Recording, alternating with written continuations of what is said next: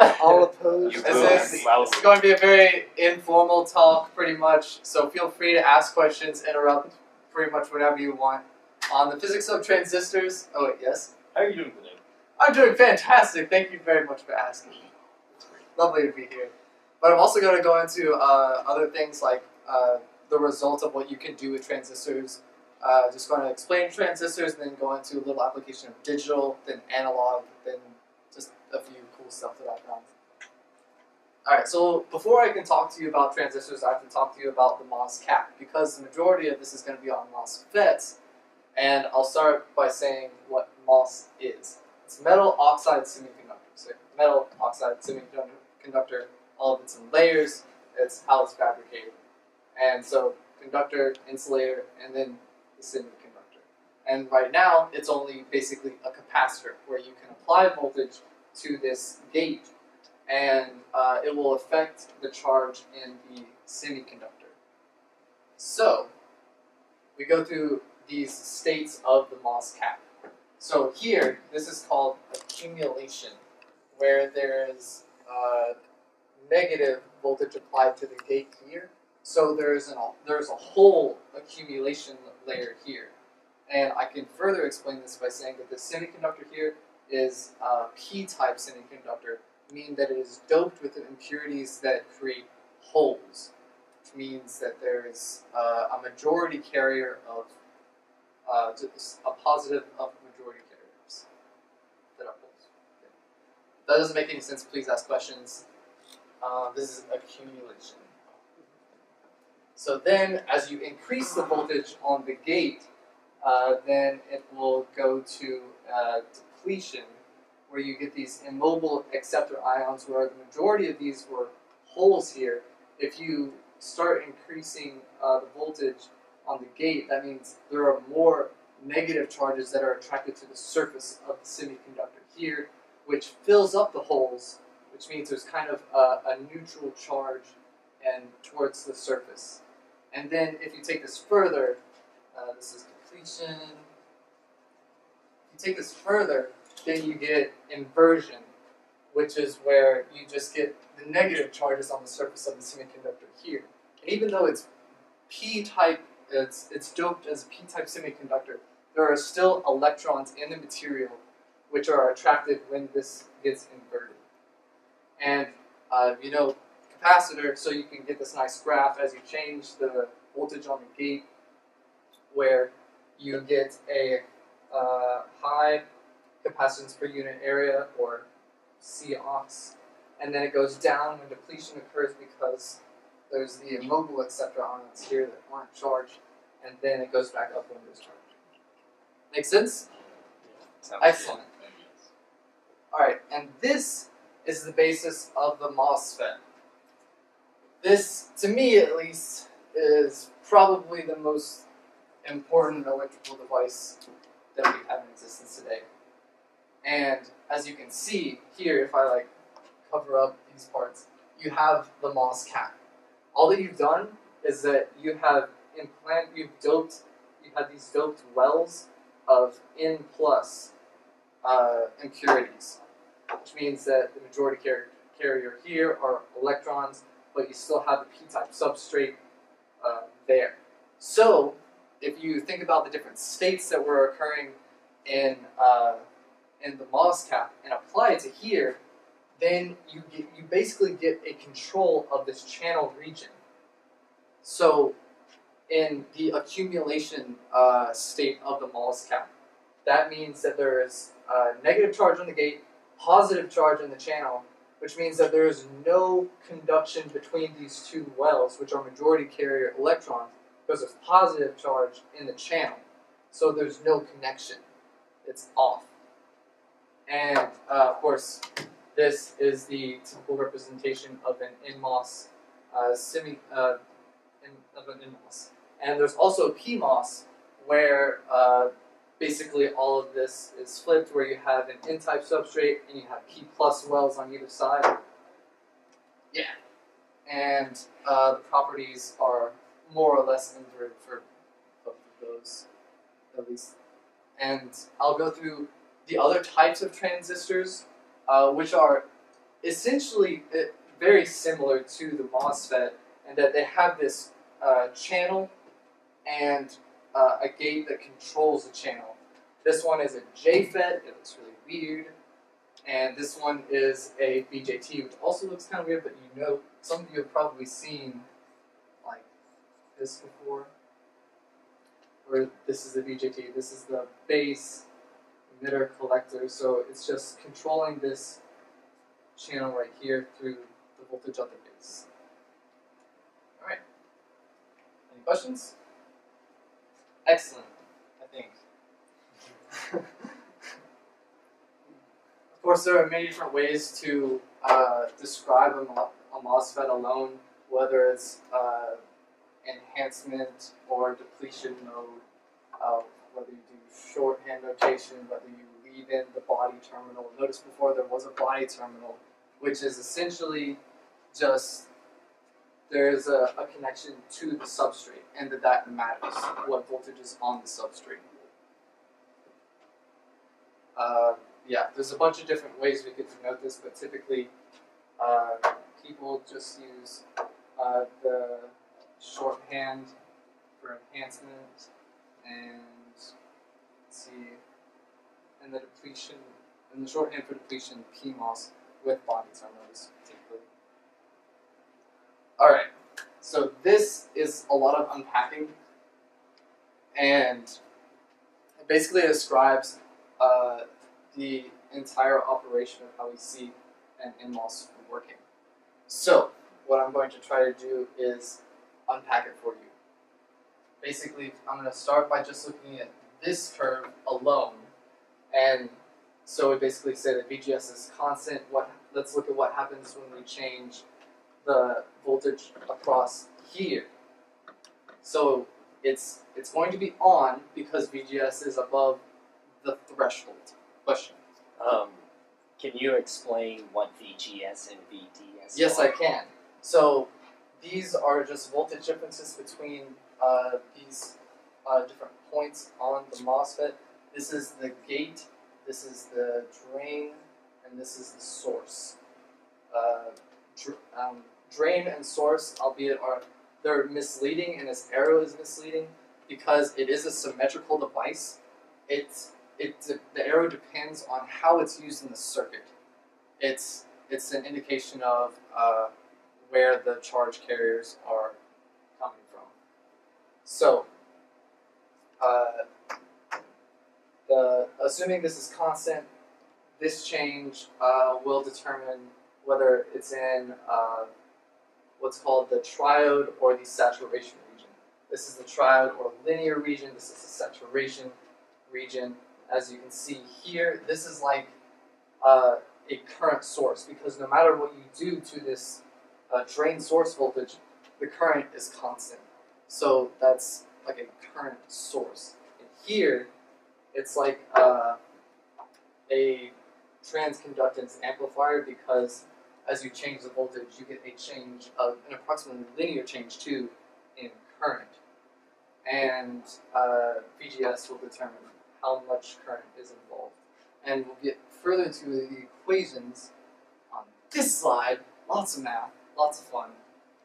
I'm not going to go into this a whole lot. I'm just going to point out a couple things. And that when we look at what we're designing with MOSFETs, we care about like these current equations. And you'll say, like, okay, well, we can't always change, or like, what if we can't change VGS or VDS? Like, what if we wanted to perform these functions but without control over this? How do we really make our circuit work and make it do anything? And that's when we change this transconductance parameter, which is over here. Analog designers, IC designers, they focus on the width and the length of the channel. That's what they're changing. That's like 90% of the problems that I do in my homework for analog IC is what's W over L. How do you like design these parameters? There's also like material properties that determine the current equations, like the mobility of charge carriers, the capacitance per unit area of the oxide. And this is just to reiterate that there is indeed a linear dependence on VGS for the triode region, and actually, wait, no. Yeah, so this was actually going to say that there is kind of a quadratic line here with VDS, where there's like this transition point between triode and saturation, and that is best seen in the current equations, where it's proportional to VDS squared, so the transition point is quadratic. This is better. So the drain current that we saw before, this is where I can show you that it is a current source, because there's no dependence on VDS. It's only a dependence on VGS squared. And this lambda parameter is considered to be very small because although it looks flat, it's not entirely ideal. So there is a tiny dependence on VDS. So there's like an actual slant. Like it would actually be like a slant in there. It's getting a little bogged down in the details, but the way that this operates is very important to how other devices work. Are there any questions regarding this? Yes. I'm not sure I understand conceptually what the MOSFET is doing. Alright, yes. That is a good question. If we go back to the basics, we can say that it's just a control over this channel. And following the current equations, you can do a lot of different things with that. So is it that controlling whether it's in the accumulation or the depletion state, you can control whether or not current is allowed to flow between the drain and the source? Yes, that is a more digital application where just turning off and on this gate will, be more or less like zeros and ones. That's the digital application. The equations that I'm showing you in this here is more for analog applications where you might want an amplifier or put these together to do something else. So in digital applications, they don't worry about this linear area. They just look at the saturation current over that, whether or not the transistor's on or off. I would say more or less for design processes that we already have, but when it comes to high-level digital design, they do worry about these equations because every little detail matters when you're worrying about timing and power and all of those nitty-gritty details. Yeah. All right. I think we're good here. Body effects. So remember that fourth terminal that I was talking about on the substrate? It matters. So if there's a voltage between the source and the body, then that's going to change the threshold voltage.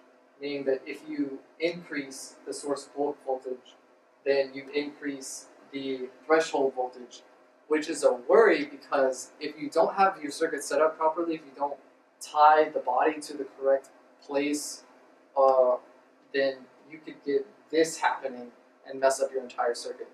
On the other hand, you might also be able to use this to your advantage somehow. It's just something interesting. Also, at the very, very low end of that curve that I just showed you, well, actually it's a little different because this is gate source voltage, but essentially this is cutoff region. This is when it's off. VGS is lower than the threshold, but it's not completely off because current still flows. It's just really small, as you can see. But this can be used for ultra-low power circuitry, which is interesting. There are equations to describe this kind of current flow.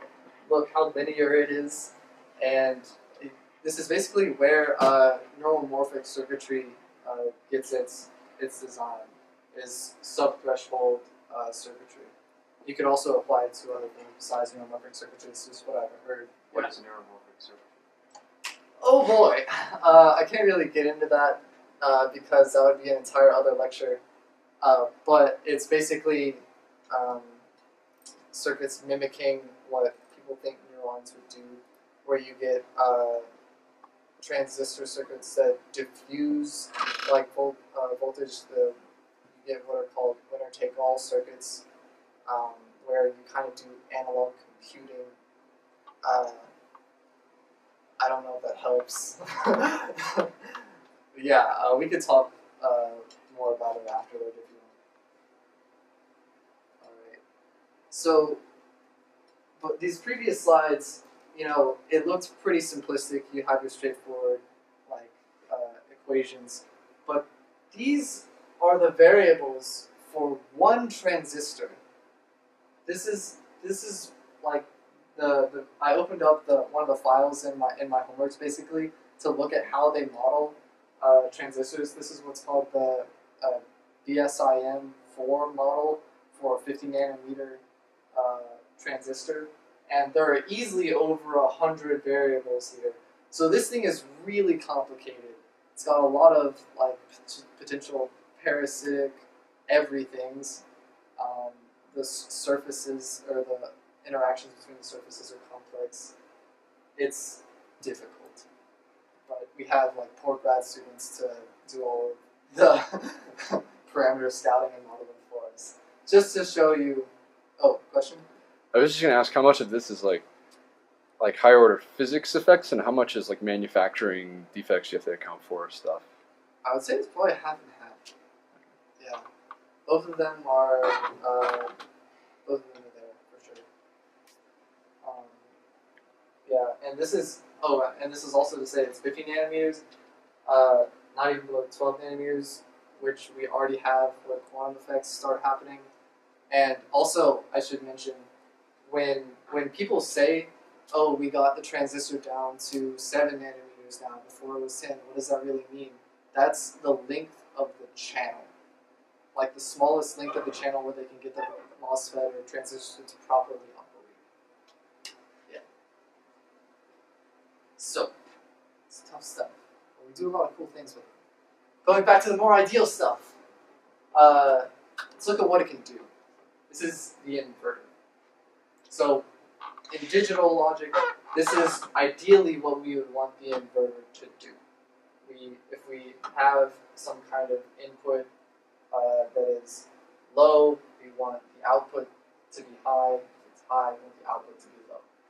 Really simple, really ideal, but there are a lot of ways we can implement this. The earlier inverters were basically an NMOS with a resistive load, which is like pseudo NMOS, and you can see how that would work, where you basically, so say you put a high input, which means that the channel is going to be closed, charge can flow, which means that the output is connected to the ground. So, high input, low output. Pretty straightforward. And you know, you can see the opposite as well, where since this is resistive, that first part will happen, but if there's low, this is off, high is tied to output. But we have better ways, namely CMOS or complementary metal oxide semiconductor technology, where you have a pull-up and a pull-down network. This is the simplest CMOS circuit there is, an inverter, where you include both halves of the circuit, essentially. They're both doing something. There's not just some resistive load being passive.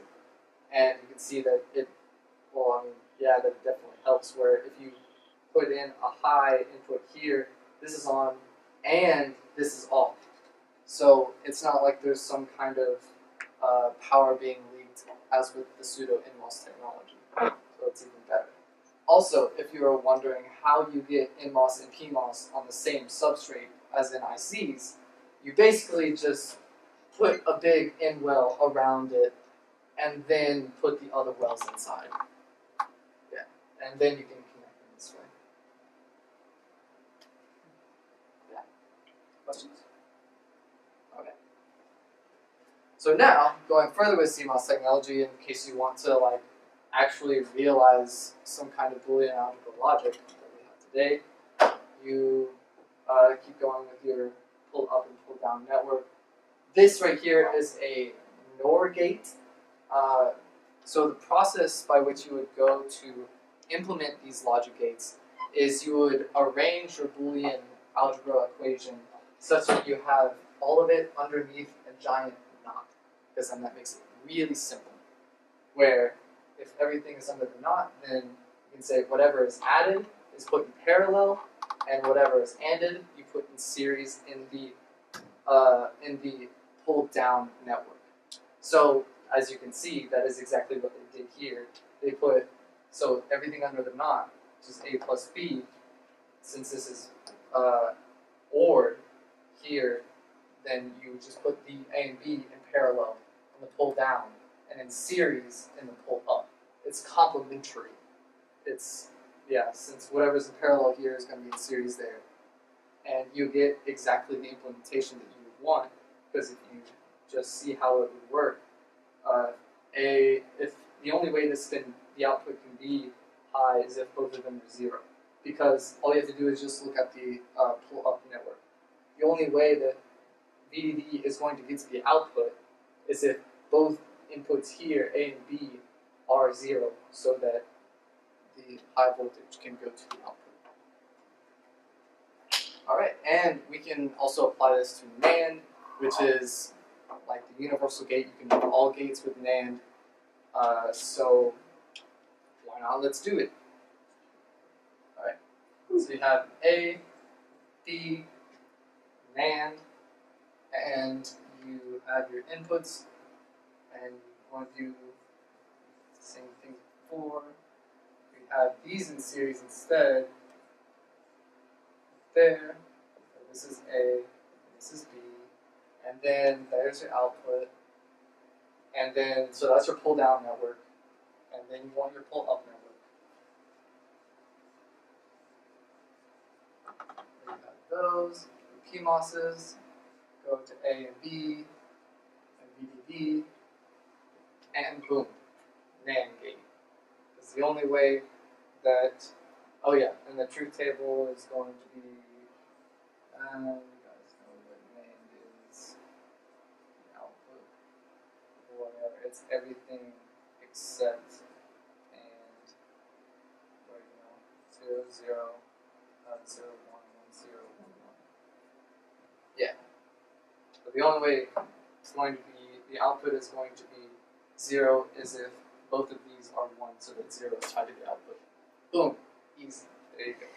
So you can apply this to much more complex Boolean equations where you follow the same procedure and you can get the implementation. Of course, this gets more complicated if you worry about things like capacitive loading and timing and all of those other issues. So it depends on how you rearrange the pull up and pull down networks, but that's more complicated. Let's just see what this can do. Let's go to memory.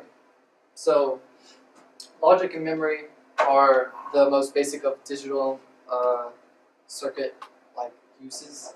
So this is the most basic of memory, where you just take two inverters and you tie their inputs and outputs like this. So you can imagine if you put a 0 at the input, this is going to invert it. You get a 1 over here. This is going to invert that. You get a 0 over here, and it's stable.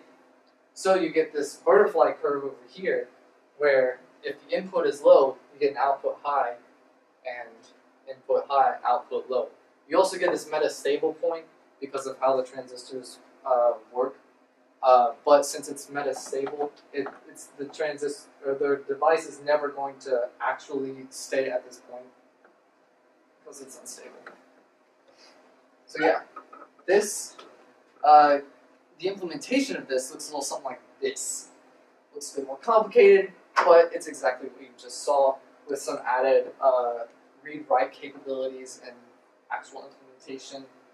And as you can see, like when you change the write line from a 0 to a 1, you can see that these flip. So this is your basic SRAM cell. So that whole circuit would be to store 1 bit. Yep. But it's also to store 1 bit in like kind of a long term. I guess I should say like long term scenario. As long as power is being supplied to the circuit, you can hold a bit. There is what's next, which is DRAM. A little more complicated, but it looks simpler because of the way you're interacting with the word line and the bit line. You're basically writing to this capacitor zeros and ones, and you can read it via the bit line. And essentially, since we remember the previous slide and that this does have leakage, even though you can turn off the word line, like that means that the charge from the capacitor is still going to leak out. So either you have to design circuitry that will keep charging up those capacitors, or you're going to lose your memory, or you need to design this MOSFET such that it will be a really long time before you lose the charge on that capacitor. And this is your basic DRAM. Question? What did the S and the D stand for? Static and dynamic. Yeah. Why?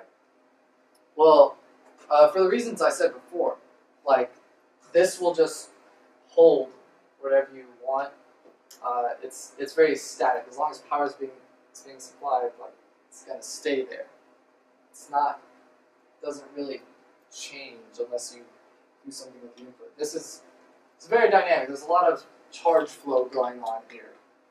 Like a lot. I guess that was poorly explained, but I guess you get the gist. You can write via the bit line and read via the bit line, so there's a lot of dynamic flow of charge through the pathways. If that makes sense. Will DRAM operate if there's no power supply? Or at least like a short amount of time? Yes. Yes, it would. Does that explain why when I turn my computer off, it can maintain that state? Your computer probably uses much better circuitry than this because this is pretty